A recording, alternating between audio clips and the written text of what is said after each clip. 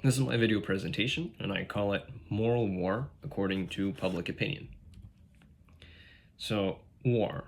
Why do people fight it? What's it good for? Well, war is used by countries to force other countries to do things they wouldn't have ordinarily done. But war is very expensive. Weapons cost a lot of money. Sometimes people get killed, sometimes civilians get killed. So it's a pretty complicated issue.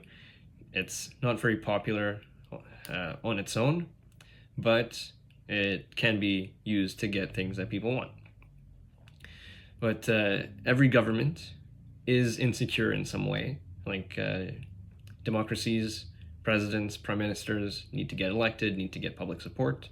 Dictatorships, they also need support from certain people in the government. They still need public support. Everyone is liable to be overthrown.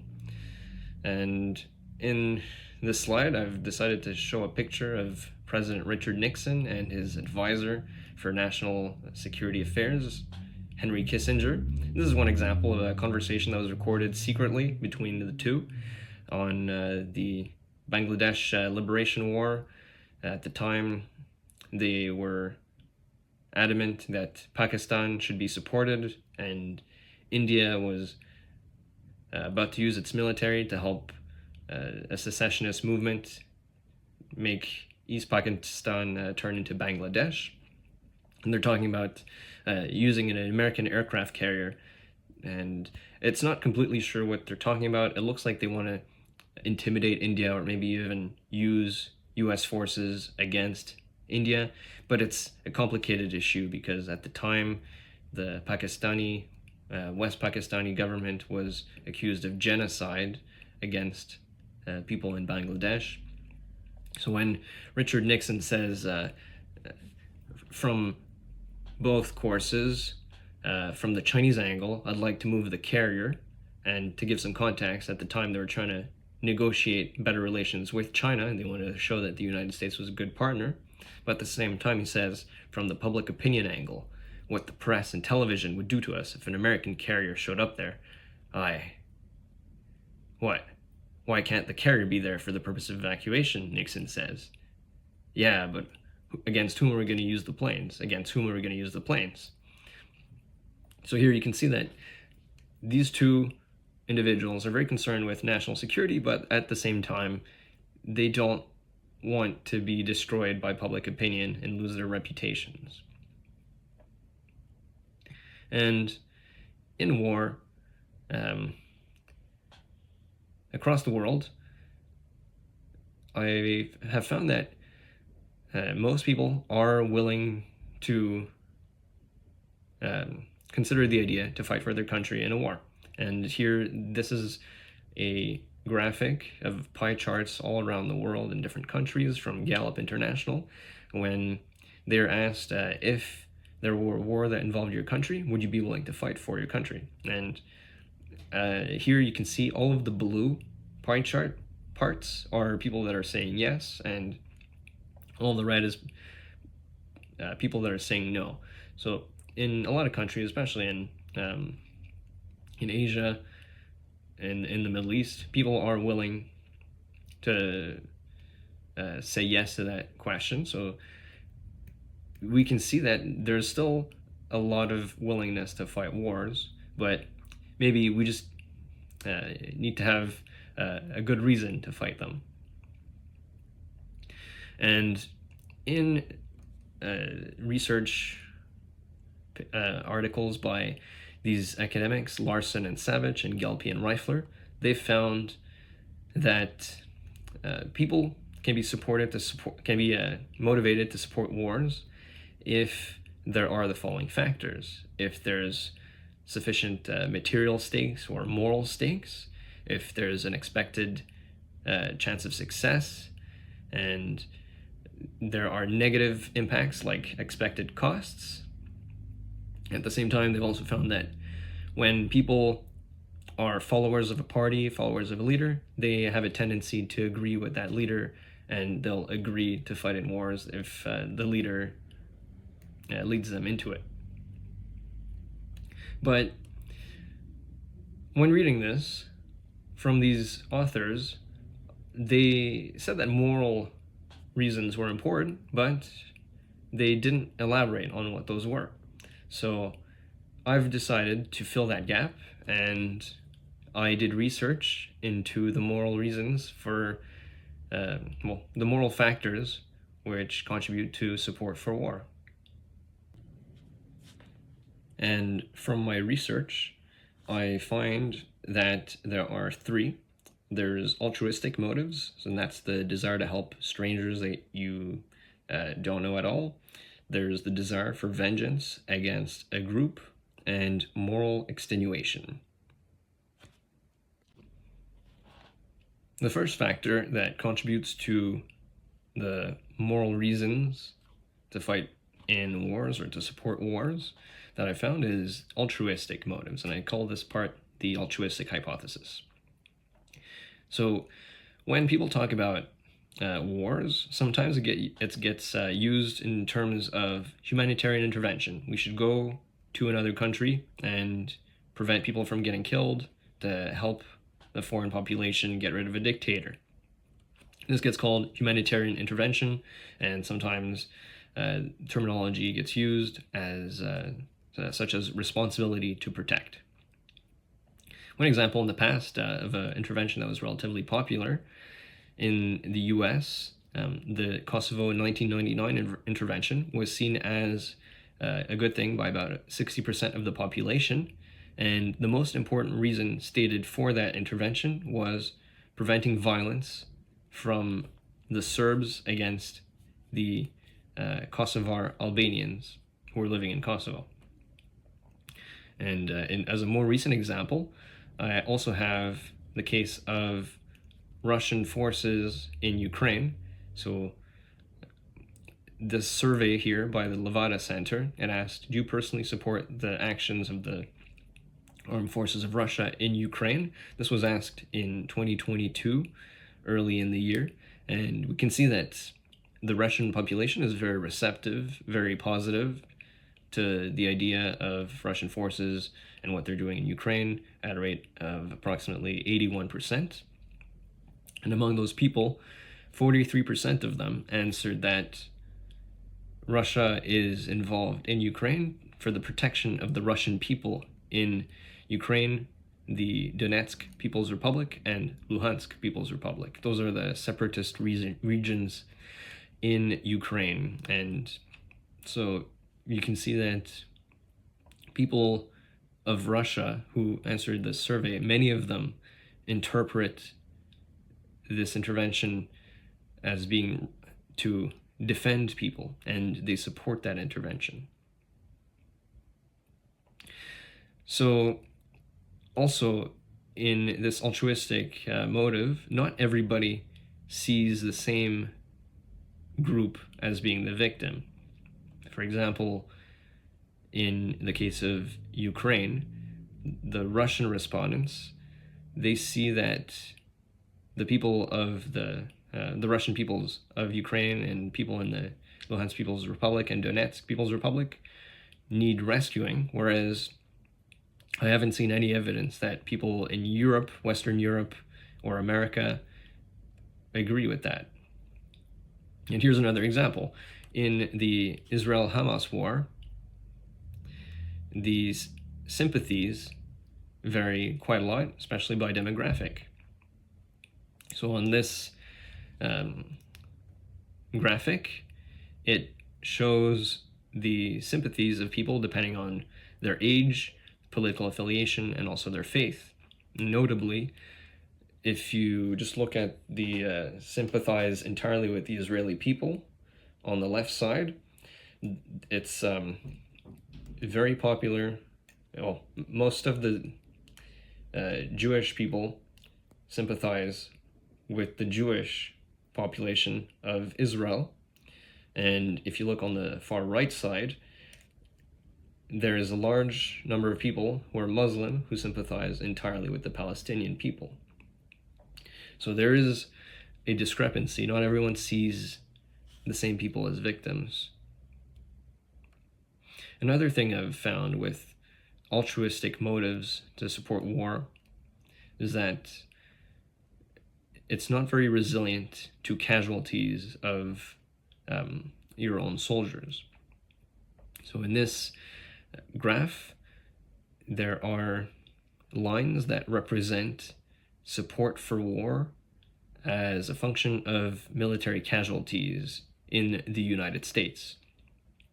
And what we can notice here is that the humanitarian interventions, such as Somalia, Bosnia, Kosovo, Lebanon, and the Dominican Republic, they fall to about 50% and below at 10 to less than 100 casualties, whereas other wars, such as Vietnam, Iraq, Korea, World War II, they stay above 50%, past 1,000 deaths, or sometimes even more. So I just want to note that the altruistic factors, while they exist, it looks like they don't survive past many soldier casualties. One outlier is the case of Russia, because Russia has sustained significant casualties in Ukraine. According to Mediazona, the Russian forces, from the beginning of the war in February 2022 to October 2024, they've sustained over 75,000 casualties. But as we can see from this bar graph over time of people in Russia who definitely support and support as only yes, just all of the section in blue, we can see that it's hovering around 70% and sometimes going over it. So it's still very popular. And there might be a few reasons for this. Maybe the reason for fighting the war has changed to protecting other people to now protecting Russia, or maybe it's also because of the control over the media that the state has in Russia. I'm not sure why it is. I just wanted to point it out.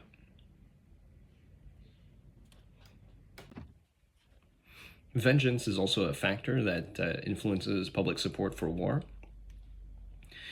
And in this section, I have a graph, and it shows the level of satisfaction among different audiences regarding the fate of Osama bin Laden. For context, Osama bin Laden was the leader of Al-Qaeda during 9/11 until his death, and Al-Qaeda was responsible for the 9/11 attacks, where they hijacked US airliners and they flew them into the World Trade Center and into the Pentagon. And just in this slide, it shows that people feel a lot of satisfaction from Osama bin Laden being killed or being taken to court in the US.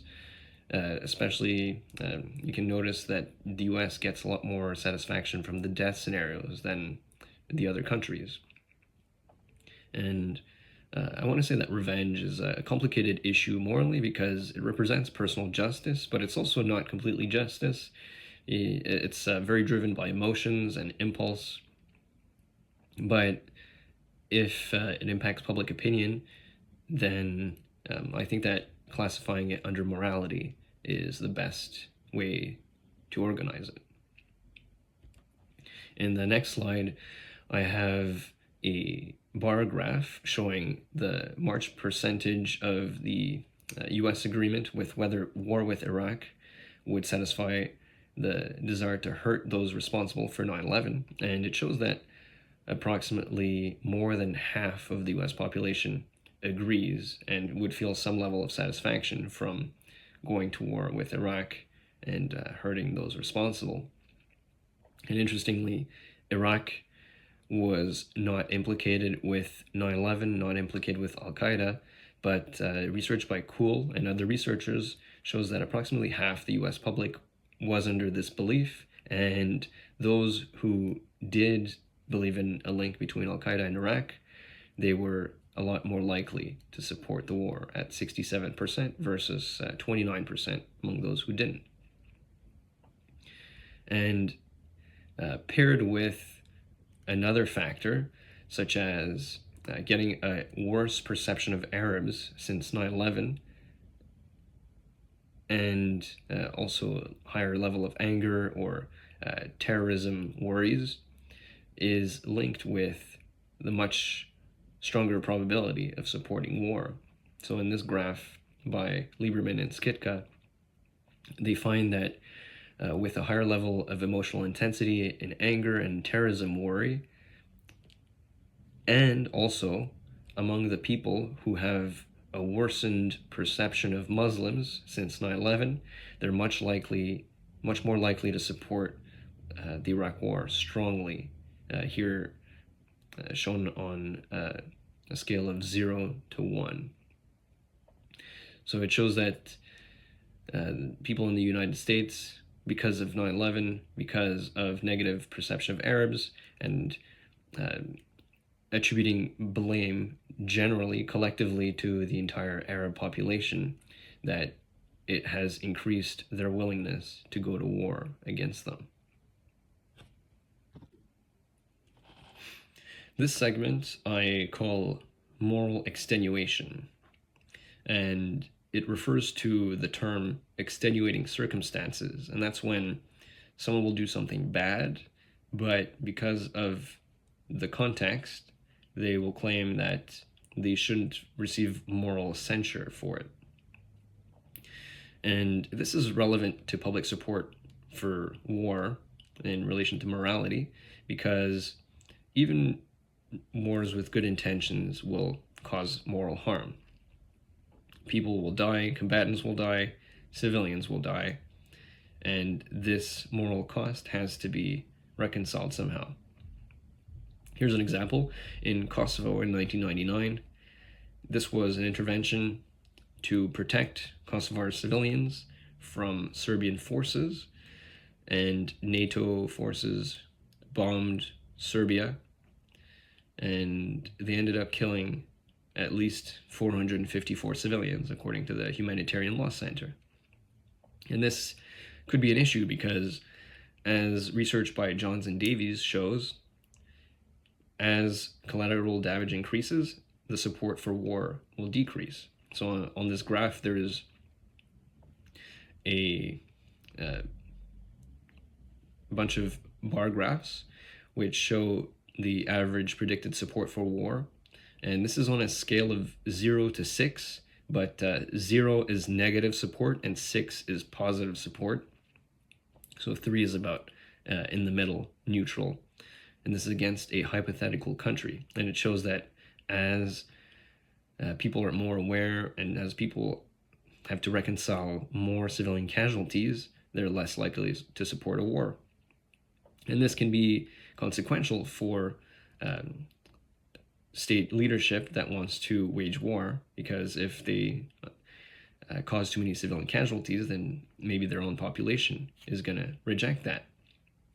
But as I'm going to show in the next examples, it seems like people have been made immune to this effect in real situations.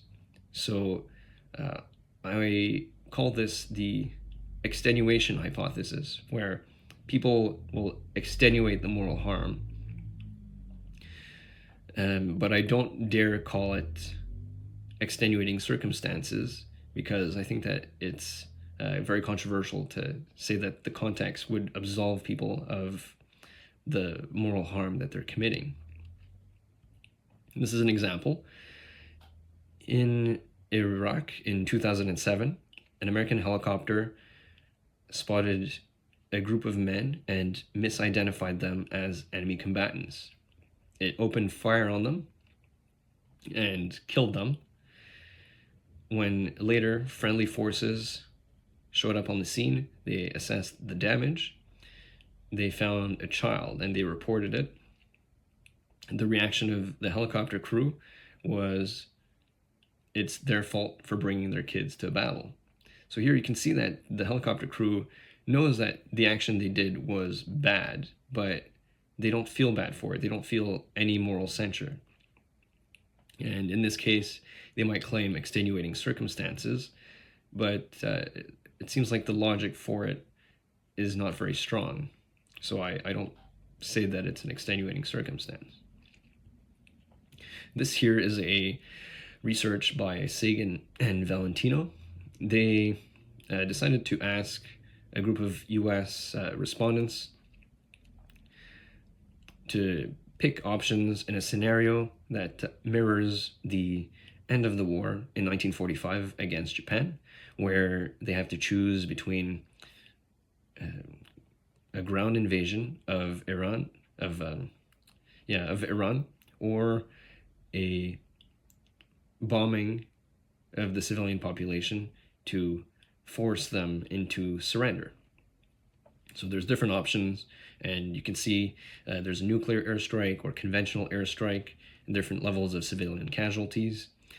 And we can see that in the nuclear airstrike example, where 100,000 civilians are dead versus 2 million civilians are dead, the level of public, like the preference for the airstrike over a ground strike, a ground invasion, decreases slightly from 55.6% to 47.7%. So in this case, we can see that the public opinion is very resilient to much higher levels of civilian casualties. And here again, there's an extenuating circumstance because it's saving US troops, but it looks like they're not trading them on a one-to-one basis. They're not seeing the Iranian civilian lives as equal. And they know that what they're doing is bad, but they're not having that much hesitation about doing it because the numbers are just becoming massive at 2 million, yet there's still 47.7% in support.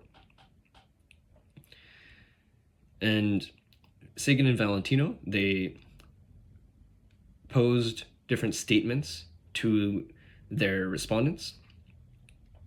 And interestingly, among the supporters of the airstrike, they gave them a statement that it was the Iranian leadership's fault, and 83.9% agreed with that.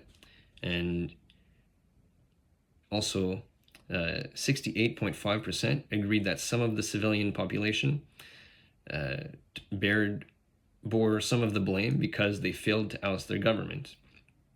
And in this context, there were also people who preferred the ground invasion, and their level of agreement with the statements was much lower, suggesting that there's a difference in the level of moral extenuation. Some people do it more, some people do it less.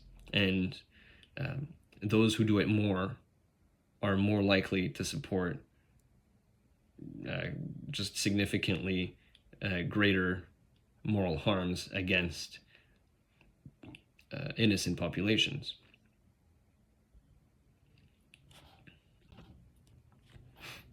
Now, going back to the points raised by Larson and Savage and Gelpi and Reifler, we can see the factors that lead to support for war being the stakes, material and moral, expected success, expected costs, and political followership. And in this presentation, I have provided the details of the factors relating to morality, and I've found altruism, the desire for vengeance against the group, and moral extenuation to be part of that. And I think it's really easy to forget that wars depend on public opinion, and wars are not all about national interests. It's not just the US invaded Iraq for oil. It's not about national interests all the time. There's also a large public support component and also a moral component in this. So knowing about these factors, I think, would help someone better interpret state narratives, state propaganda, or maybe if you start working in government, maybe you'll have a better understanding of state propaganda and how to increase public support for war. And I've gained a new appreciation for the importance of moral factors, and I hope you have too. In the next few slides, I'm going to show my references, and I'm also going to be playing the video of collateral murder, and that's the clip from the helicopter example where a US helicopter finds the civilians and shoots them, and you can see the reactions. I've cut it a little bit to just show the relevant parts, and I'm going to let that play now. Have 5 to 6 individuals with AK-47s. Request permission to engage. Roger that. We have no personnel east of our position, so you are free to engage over. You're clear. All right, firing. Line here. When the state line out. Let me know when you have it. We'll shoot. Light them all up. 202 traffic, 260s. Come on, fire. Hey, Roger. Keep shoot. Keep shoot. Come on, buddy. All I gotta do is pick up a weapon. Now, Bushmaster, we have a van that's approaching and picking up the bodies. Yeah, picking up the wounded. Yeah, we're trying to get permission to engage. Come on, let us shoot. Bushmaster 7, Roger. This is Bushmaster 7, Roger. Engage. 1-8, engage. Clear. Come on. Clear. Roger, I've got 11 Iraqi KIAs, 1 small child wounded, over. Damn. Oh well. Oh, it's their fault for bringing their kids to a battle. That's right. Or en route zone 311. We'll call arrival. Aggressive 20, Commando 89ers active. Report arrival 311. 20. Magnet radio, aggressive 3-4 is off zone 208 for zone 1. Call for change. Aggressive 4-3 zone. Correction. Aggressive 3-4.